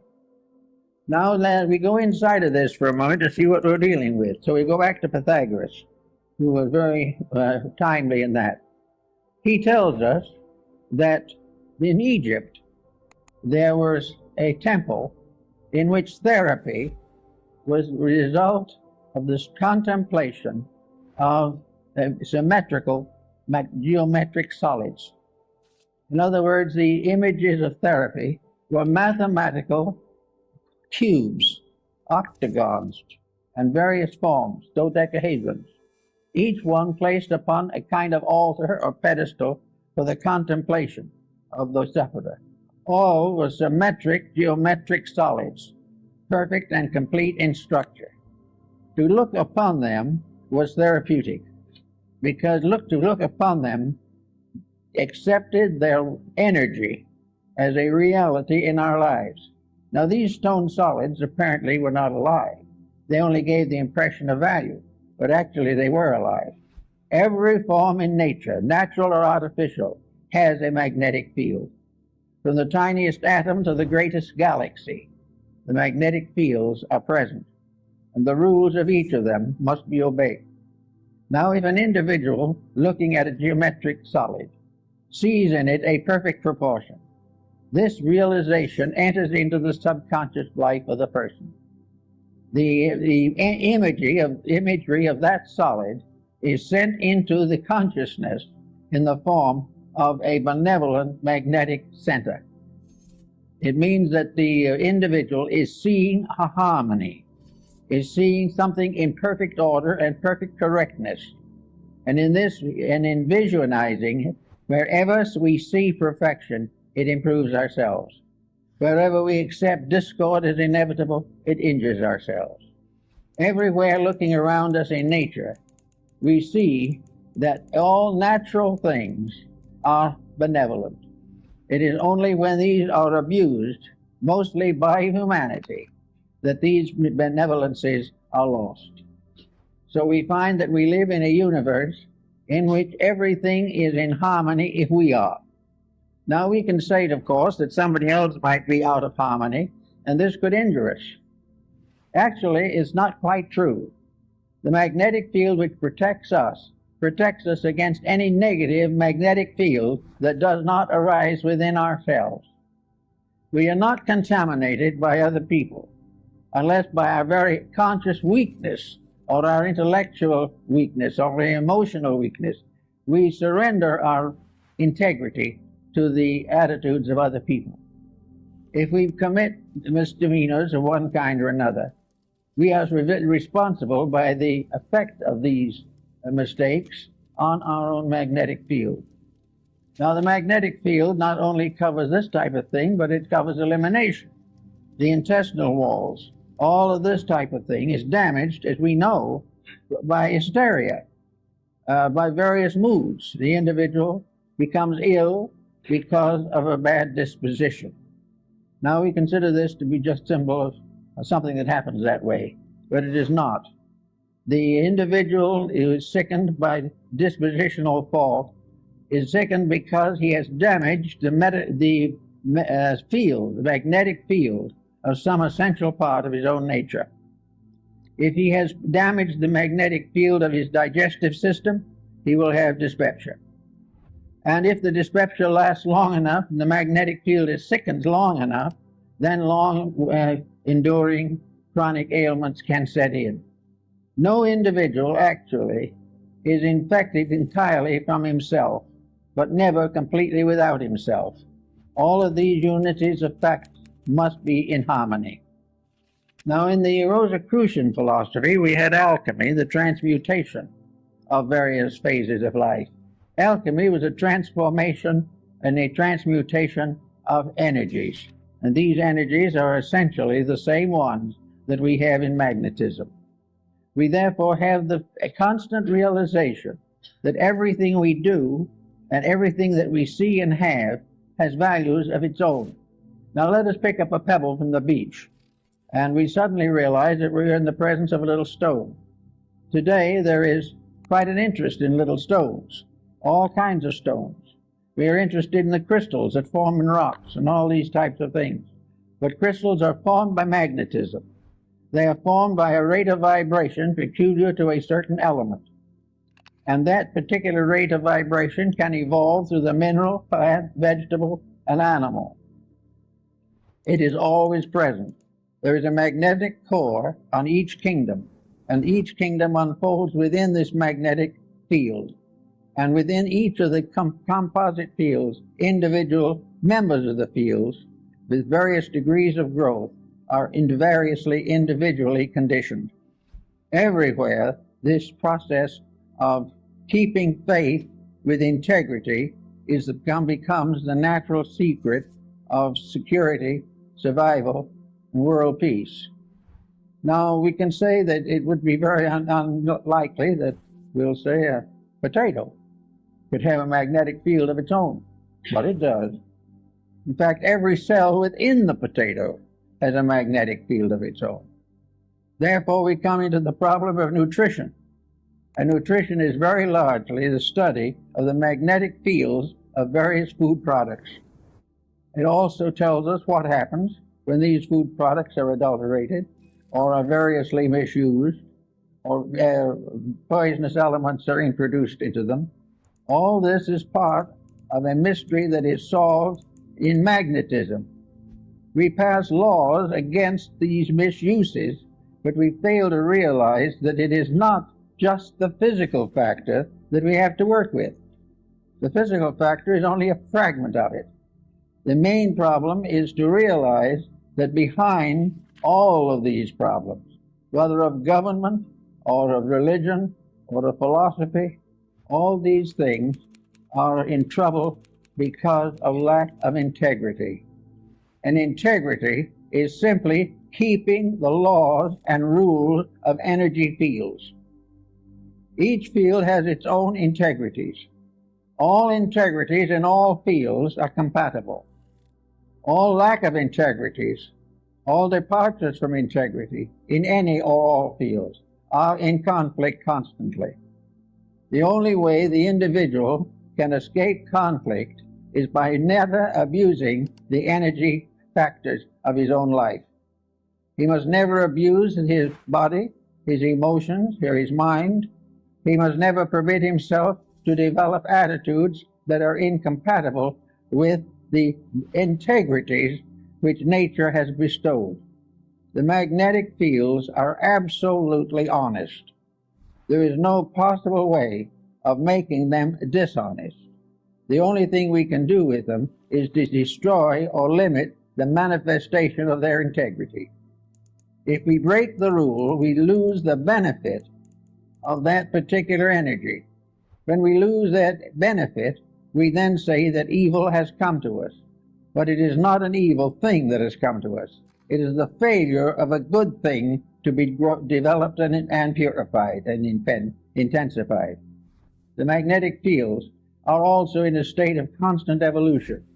They're in evolution in the life of the person. The individual may be born on a certain level of magnetic integrity. If he becomes a better person, he strengthens these values in himself, because actually it is all a matter of gradually strengthening the perfection of an energy resource. Now, no one is going to perfect it in one life or 100 lives maybe, but he's going to grow And the more integrity grows, the more rapidly the individual becomes harmoniously adjusted to the principle of life to which he belongs. In our world at the present time, we are in a sad state in which practically everyone has broken every conceivable rule. We are living day by day, trying to live off the profits from our own mistakes, and this is not really profitable. We are not realizing that this has nothing to do primarily with the theology. This has nothing to do with laws of government. This has nothing to do actually with our legal codes. It has to do with the relationship of energy to its proper ends and purposes. We know what it's supposed to be, we know what it's supposed to do, and we know that it isn't accomplishing that. Everything that has an existence has a magnetic field. It may have one that is not even visible. And the whole of our atmosphere, the whole of the world in which we live, is one mass of magnetic interplays. But as long as these are kept honest, they are all compatible. And a universe in which there was no dishonesty would be free from every infirmity.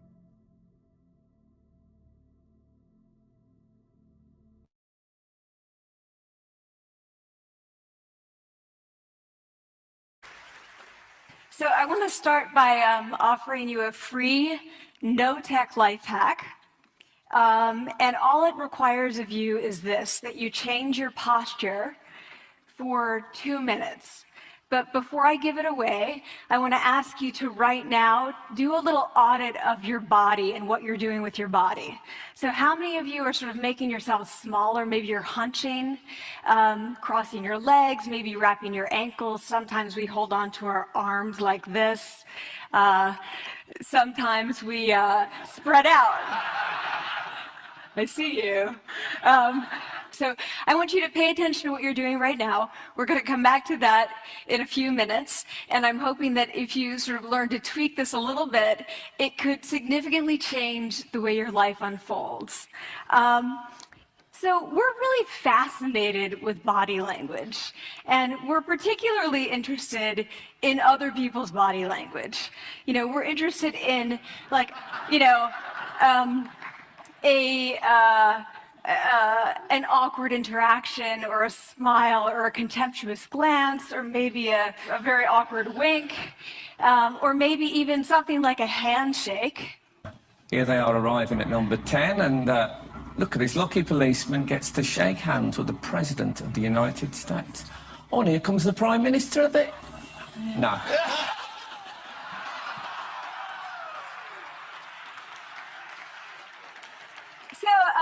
A handshake or the lack of a handshake can have us talking for weeks and weeks and weeks, even the BBC and the New York Times. So obviously, when we think about nonverbal behavior or body language, but we call it nonverbals as social scientists, it's language. So we think about communication. When we think about communication, we think about interactions. So what is your body language communicating to me? What's mine communicating to you? And there's a lot of reason to believe that this is a valid way to look at this. So social scientists have spent a lot of time looking at the effects of our body language or other people's body language on judgments. And we make sweeping judgments and inferences from body language.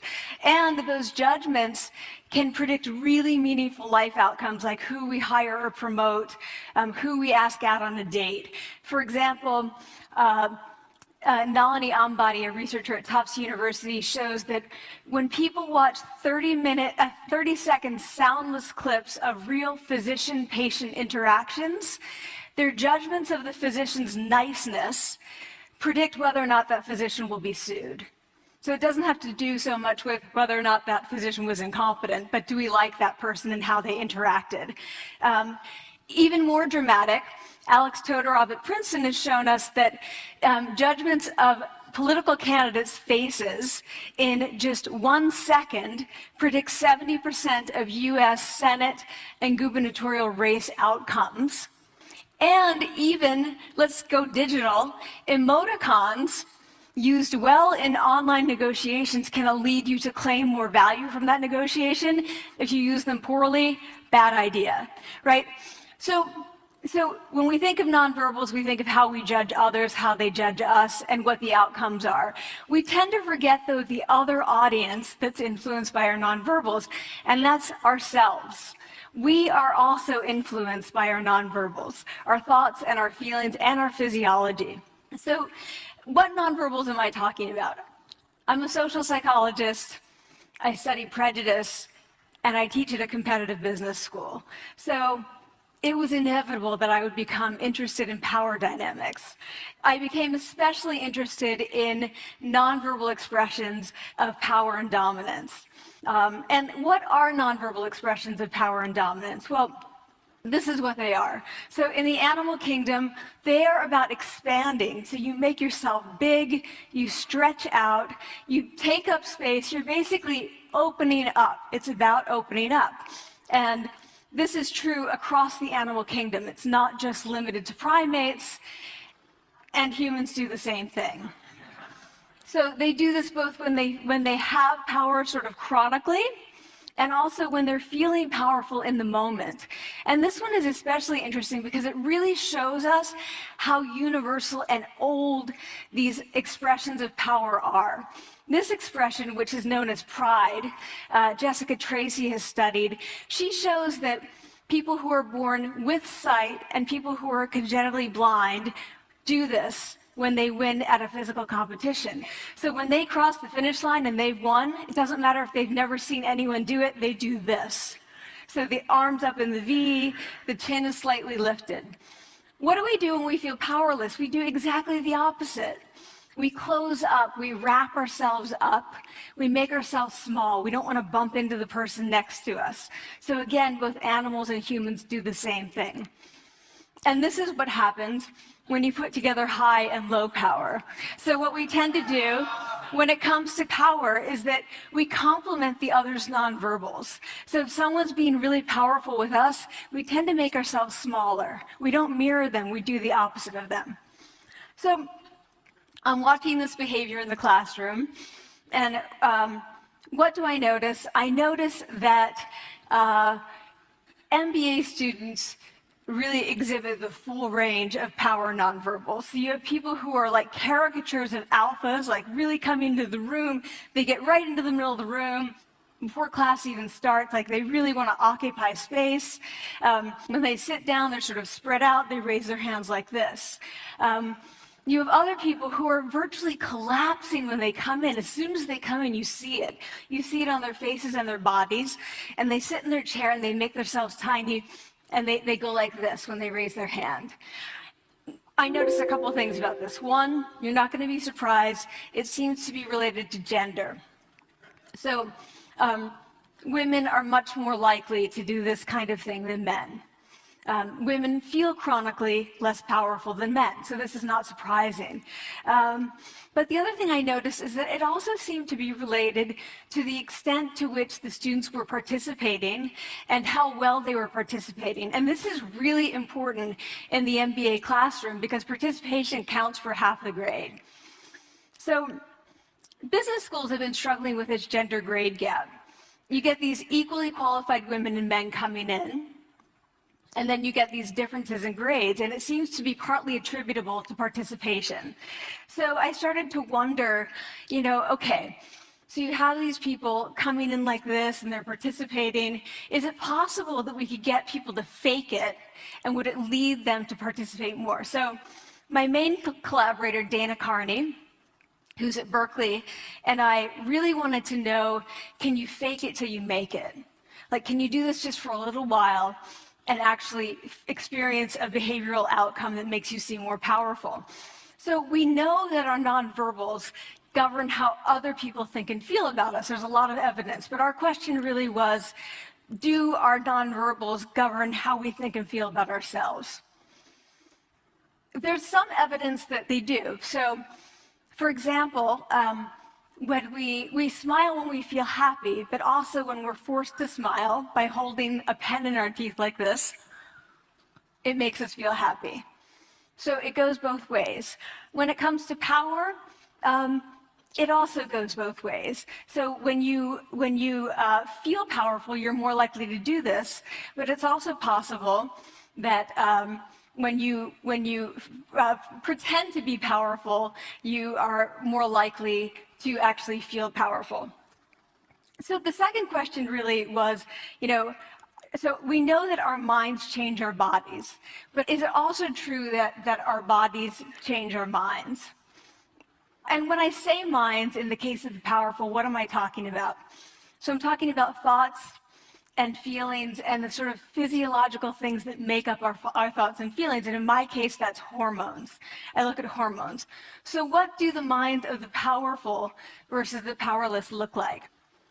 So powerful people tend to be, not surprisingly, more assertive and more confident, more optimistic. They actually feel that they're going to win even at games of chance.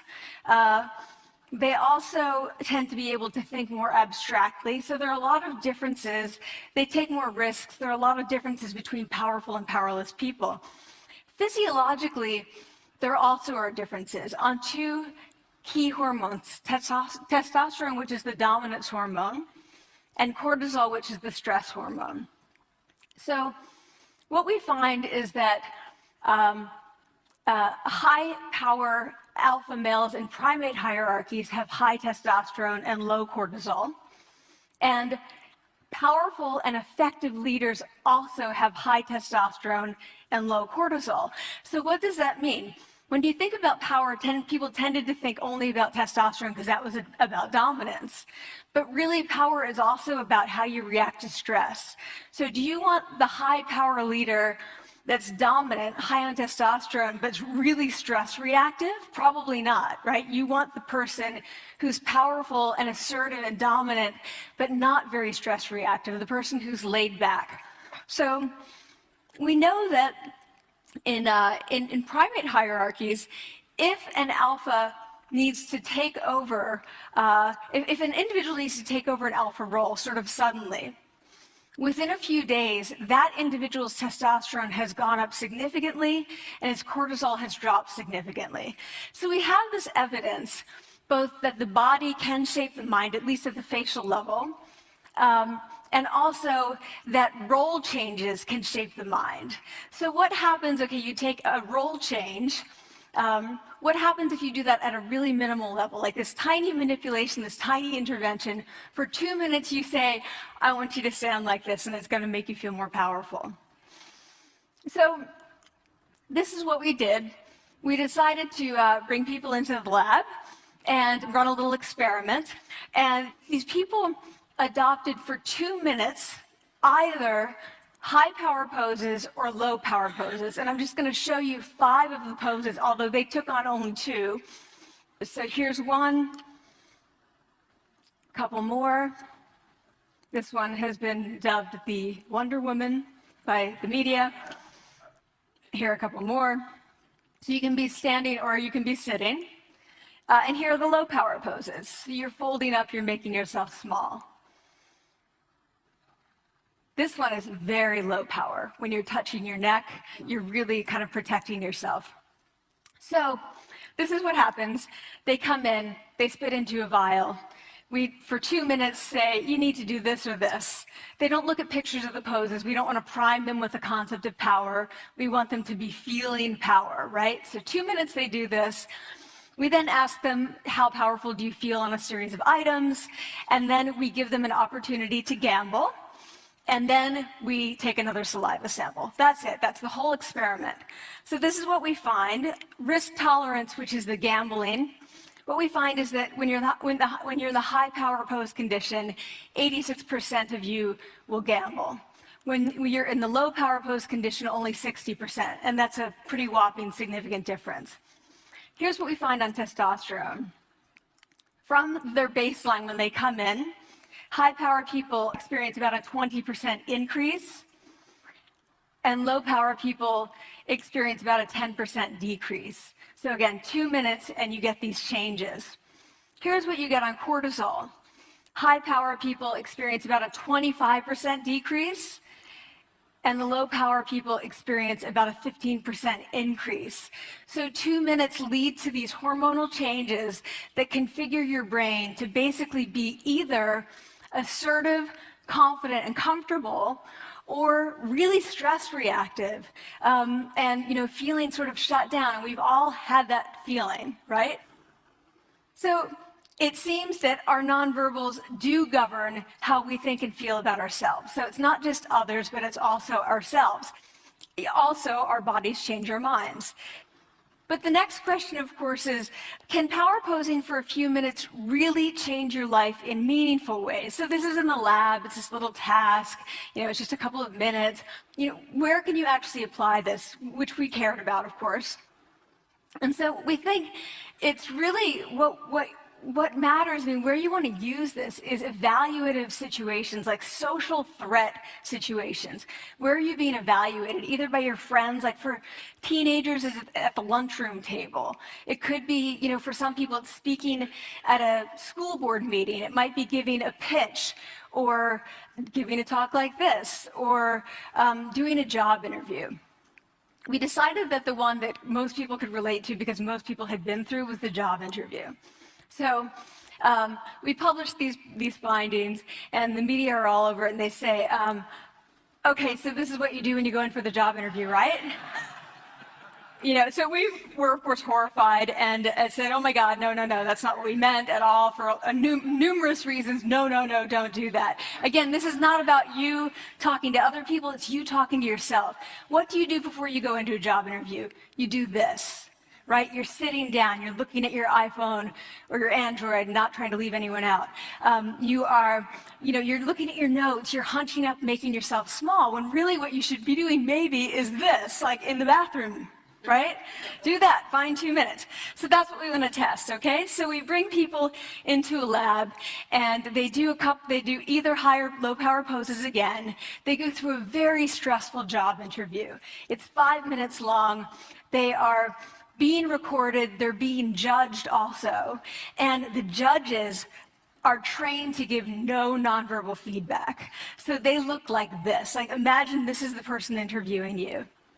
So for 5 minutes, nothing. And this is worse than being heckled. People hate this. It's what Marianne LaFrance calls standing in social quicksand.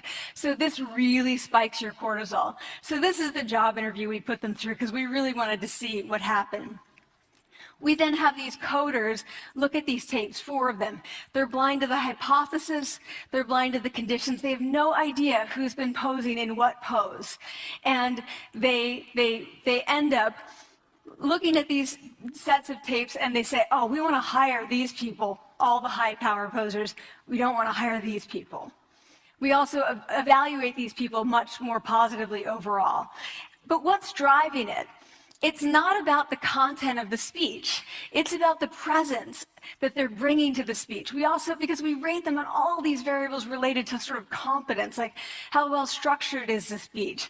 How good is it? What are their qualifications? No effect on those things. This is what's affected, these kinds of things. People are bringing their true selves, basically. They're bringing themselves. They bring their ideas, but as themselves, with no, residue over them. So this is what's driving the effect, or mediating the effect.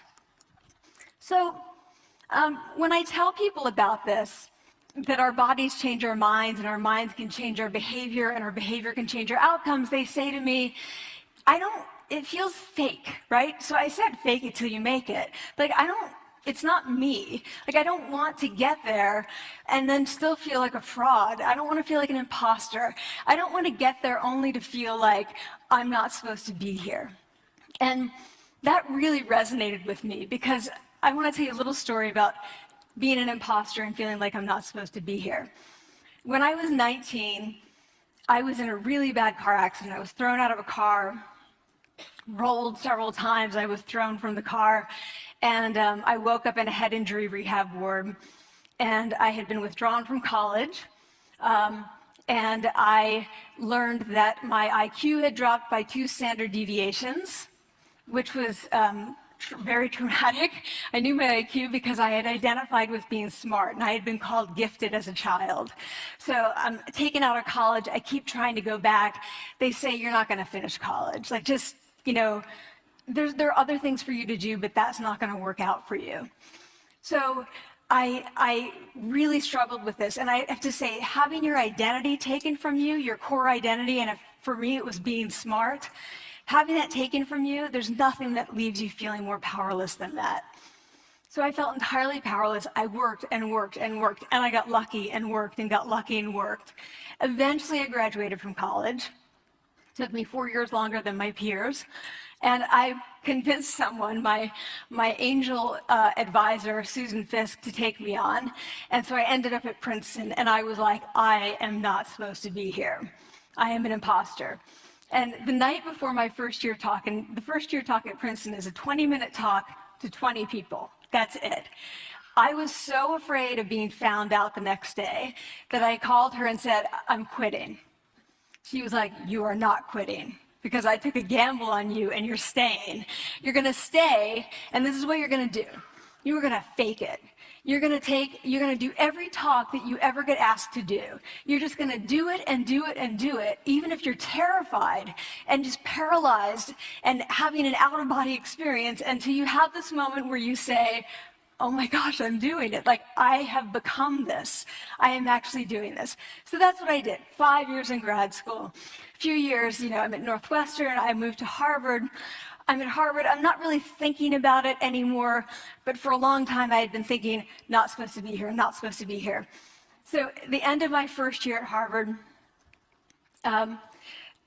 a student who had not talked in class the entire semester, who I had said, look, you gotta participate or else you're gonna fail, came into my office. I really didn't know her at all. And she came in totally defeated, and she said, I'm not supposed to be here.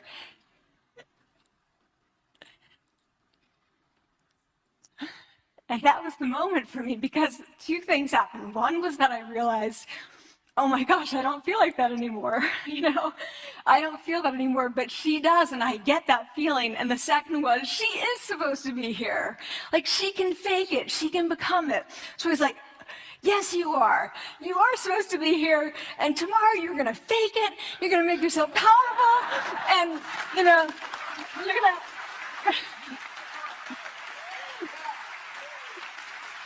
and you're gonna go into the classroom, and you are gonna give the best comment ever, And she gave the best comment ever, and people turned around, they were like, oh my God, I didn't even notice her sitting there, She comes back to me months later, and I realized that she had not just faked it till she made it, she had actually faked it till she became it. So she had changed. And so I want to say to you, don't fake it till you make it. Fake it till you become it. It's not do it enough until you actually become it and internalize. The last thing I want to leave you with is this. Tiny tweaks can lead to big changes. So this is 2 minutes. 2 minutes, 2 minutes, 2 minutes. Before you go into the next stressful evaluative situation, for 2 minutes, try doing this in the elevator, in a bathroom stall, at your desk behind closed doors. That's what you want to do. Configure your brain to cope the best in that situation. Get your testosterone up, get your cortisol down. Don't leave that situation feeling like, oh, I didn't show them who I am. Leave that situation feeling like, oh, I really feel like I got to say who I am and show who I am. So I want to ask you first, both to try power posing, and also I want to ask you to share this science, because this is simple. I don't have ego involved in this. Give it away, share it with people, because the people who can use it the most are the ones with no resources and no technology and no status and no power. Give it to them.